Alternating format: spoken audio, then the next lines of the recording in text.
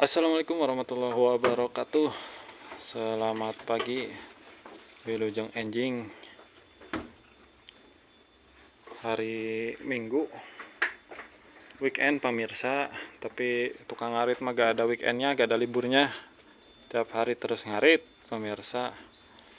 Ya, pagi hari ini, pagi menjelang siang ini, kita mau bahas sesuatu yang sangat penting pemirsa. Kita kasih judul penyakit yang berbahaya yang menyerang domba indukan yang sedang hamil. Sekali lagi judulnya penyakit berbahaya yang menyerang indukan hamil. Ya, begitu pemirsa. Ini contohnya pemirsa. Ini para indukan yang sedang bunting.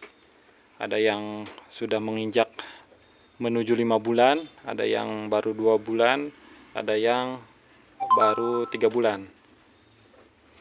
Ya pemirsa, penyakit yang berbahaya yang menyerang indukan yang sedang bunting itu yang pertama kembung pemirsa, atau bloat pemirsa bahasa keren nama. Nah, bloat itu atau penyakit kembung itu lebih berbahaya lagi kalau menyerang indukan yang sedang bunting, karena dalam penanganannya memang sulit pemirsa, karena domba yang sedang bunting itu harus tanpa obat kimia, karena ada sisi dilematisnya pemirsa. Kalau kita berikan obat kimia, resikonya ya anakan yang di dalamnya mati, kalaupun indukannya selamat.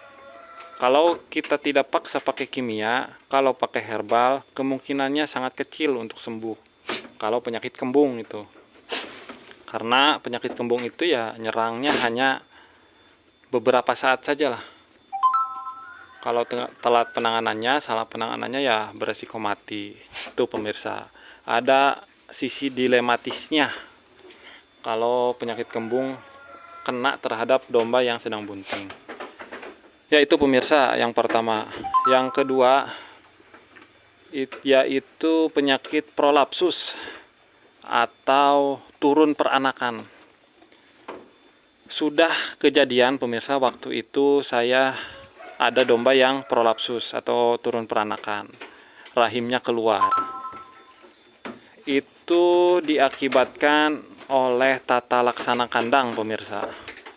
Dalam artian kandangnya kurang safety, kurang aman untuk indukan yang hamil.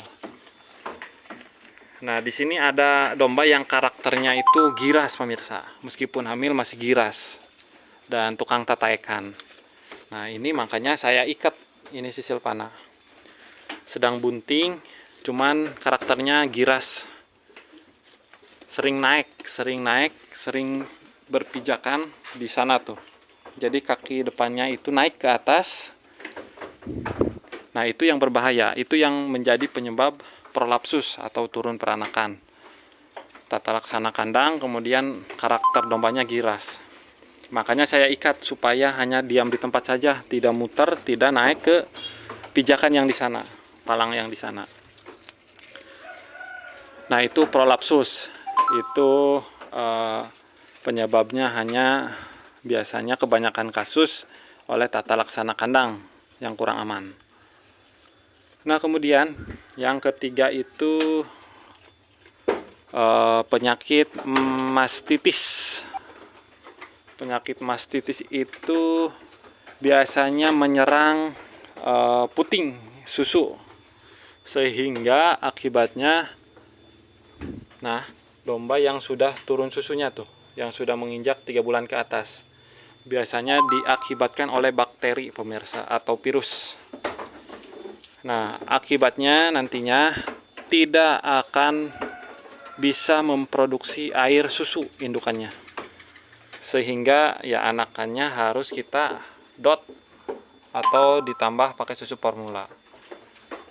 Nah, itu penyebabnya satu bakteri atau virus, kemudian kebersihan kandang.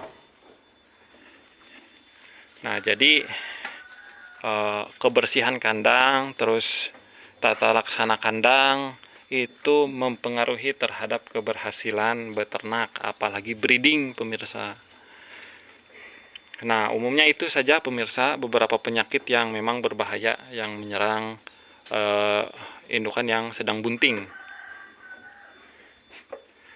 Sudah saya sebutkan sebabnya penanganannya, dan kemudian obatnya begitu, akibatnya.